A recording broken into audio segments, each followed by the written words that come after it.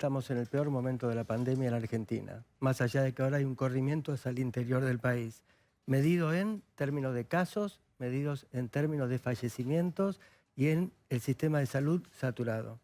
Entonces, estamos en un momento crítico. Paradojalmente, yo creo que si logramos seguir avanzando, aunque estamos atrasados, y más allá del balance que podamos hacer de vacunas, si logramos avanzar en los próximos 2 meses, cubriendo a todo lo que es mayores de 45 y 50 años, que es factible hacerlo, entramos en otro momento. Entonces hay una luz, tenemos una luz, pero el momento es crítico, absolutamente crítico. En ese escenario, cada uno tiene que asumir la responsabilidad que le compete, y personalmente. Y segundo, yo creo que estos 9 días de restricción que tuvimos, tuvieron un efecto, ¿sí? Y en provincias que no hicieron esto, como Córdoba, explotó la pandemia. Posiblemente tendremos que repetirlo a futuro. Y una alerta sobre un asunto en el cual tenemos que mejorar, que es el control de las fronteras, y básicamente es Ezeiza. Vos fijate que hace 2 o 3 días Reino Unido, que manejó muy bien la pandemia en la última etapa, están muy preocupados, muy preocupados. ¿Por qué? Porque están creciendo los casos, poco, porque la manejan en función de una variante que todavía no circula en el país, que es la variante india. Hay 2 variantes de preocupación que no circulan, pero muy preocupantes, porque evaden parcialmente la acción protectora de las vacunas. India y Sudáfrica. Entonces, un control estricto de una frontera que sigue siendo porosa. Me interesaba mucho tenerlo, por supuesto, al doctor Gebner, que representa la seriedad científica, como de tantos otros que tenemos aquí, porque este concepto me parece muy importante, doctor, esto que representa hoy la variante india y alguna otra, es decir, no está cerrado esto, junto con la esperanza que representa la vacuna, el capítulo del COVID-19 no está cerrado con la vacunación. No, no está cerrado, no está cerrado con la vacunación. No está claro todavía cómo responden las vacunas en eficacia frente a estas variantes, pero ya hay 2 o 3 trabajos que dicen que la eficacia es menor. Ya se están desarrollando vacunas de segunda y de tercera generación que en vez de atacar a una sola variante, en poquito tiempo vamos a tener cobertura para otras variantes. El asunto es que tenemos que retrasar en la Argentina el ingreso. Claro. Y quizás no lo hicimos bien con la variante de Manaus, que surgió en Brasil. Entonces aprendamos de esa experiencia. Por ejemplo, en otros países vos ingresás del exterior y más allá del test que acá se hace antígeno, que tiene baja sensibilidad, o incluso aunque hagas una PCR, si estás en un periodo particular, entonces lo que se hace es 2 semanas de aislamiento. 2 semanas de aislamiento en condiciones correctas, etc. Y entonces vos sabés que el virus ahí sucumbe. Ese control de fronteras para darnos tiempo, avanzar en la vacunación y que se pongan en marcha nuevas vacunas es algo crítico. Miren lo importante que acaba de decir el doctor Gebner, todo lo que dice es importante, ¿no? Es decir, para que nos demos cuenta de la dimensión de esto, ¿no?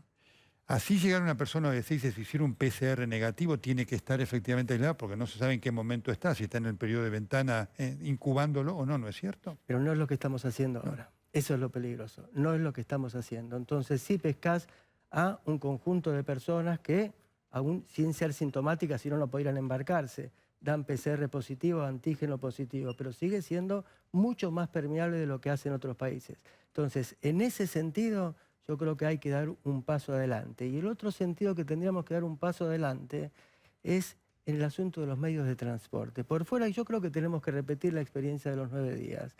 Pero si terminados esos 9 días, el lunes, vos transitás por Constitución, Retiro y 11, y la gente se apiña para entrar al tren, es algo que tenemos que mejorar. Entonces, yo creo que hay que definir cuáles son áreas calientes de transmisión y actuar en consecuencia. Es para escucharlo, ¿no? Digo, algunos en el gobierno se enojaron cuando nosotros decíamos esto y algunos otros, ¿no? Digamos, acá hay un pensamiento científico indiscutible de una honestidad intelectual. Quiero hacer un paréntesis porque esto que dijo, ¿para usted tiene sentido la Copa América en Brasil? No tiene sentido. Por eso no estuve bien al tanto de la actitud de los jugadores de Brasil. Y pero están con mucho miedo. Si están vamos a hablar con el Cosma, pero me interesaba su visión de esto. No, pero ni Copa en Argentina, ni Copa en Brasil, ni Copa que involucre que jugadores vayan, tengan contactos con personas y puedan incorporar nuevas variantes. Estamos en el escenario de una guerra contra el virus. Con jugar un campeonato en países como Brasil, e incluso en Argentina, que está en una situación, es una irresponsabilidad manifiesta, total y absoluta. Muy importante esto. ¿Les sorprende que se juegue? Que porque hasta el momento no esté suspendido esto, digo, porque la opinión de los especialistas, el otro día lo decía acá el doctor Pedro Camp, pero es prácticamente unánime, ¿no? Es unánime.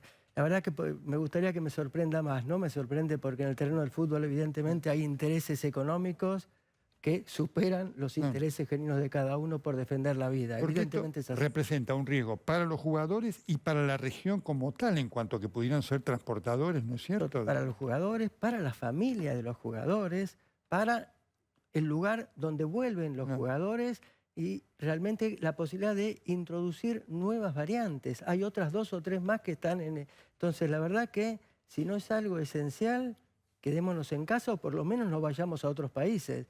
Y el campeonato de fútbol deberá esperar. El nivel de fallecimientos, en los últimos 24 días tuvimos 10.000 casos de fallecimiento. ¿Hay alguna razón especial? Es una curva que no se había tenido en la Argentina durante toda la cuarentena. ¿A qué debemos estar atentos o, digamos, a considerar en relación a qué puede estar generando esto? La pandemia, esta segunda ola es distinta a la primera. Y se explica en Argentina porque hay 2 variantes nuevas, que en ambas dan cuenta del 50% del total de virus que circula o incluso un poco más, que es la de Manaus y la británica. ¿Qué significa? Son mucho más transmisibles, vos lo ves cuando hacemos en el laboratorio las cargas virales, mucho más altas las cargas virales y son más graves. Y eso explica lo que están viendo en terapia intensiva, que al principio llamaba la atención y ahora los terapistas se acostumbran un poco. Gente joven, gente de 30 y 40 años, algunos deportistas sin comorbilidades que terminan con ventilación. Es decir, que son... Lo mismo pasó en Manaus, en Brasil, y lo mismo pasó también en la India. Entonces hay que tener muchísimo cuidado y entonces a los jóvenes que siempre les decíamos cuidarse, cuidarse y cuidarse para no transmitir la infección, insistimos, para no transmitir y para resguardar la propia seguridad. Usted entiende, porque una de las cosas, claro, que estas cepas finalmente han develado, porque al principio estaba esta idea que en Europa circuló de que la segunda ola era más contagiosa pero menos agresiva. La realidad es distinta, ¿no? Sí. Eso lo pasó, el Reino Unido llegó a esa conclusión. Primero decía la variante de Kent, la propia, Sí, claro. que se adueñó rápidamente del Reino Unido, es más contagiosa, pero no más agresiva. Y poco a poco vieron que es más agresiva y la variante de Manaus más agresiva todavía. Y ahora sabemos, hace 2 semanas, que la variante de la India es no solo más agresiva, sino mucho más transmisible que la variante británica, que ya era más transmisible al respecto. Entonces, es una problemática, por eso es tan importante el control de fronteras. ¿Qué es la vacuna india que ayer se anunció en la Argentina? Es una vacuna tradicional, de las más tradicionales, muy tradicional. Es una vacuna virus inactivado, como Sinopharm y como Sinovac. Está transitando fase 3. Los primeros resultados de fase 3 comunicados en un interín fueron buenos, con un 80-85% de efectividad en la prevención de la infección sintomática. Es una buena, obviamente tendrá que culminar el interín de fase 3, presentar los datos al ANMAT y ojalá que la podamos tener. Hay que ver cuándo, en qué momento India las libera, porque India está haciendo una extraordinaria campaña de vacunación porque realmente está muy, muy mal. Pero bueno, es bueno tender eso y es bueno tender puertas a todas. Vos fíjate que en el terreno de vacunas, por fuera de las que están ya aplicándose, tenés 40 vacunas en distintos lugares del mundo en fase 3 y 57 en fase 2.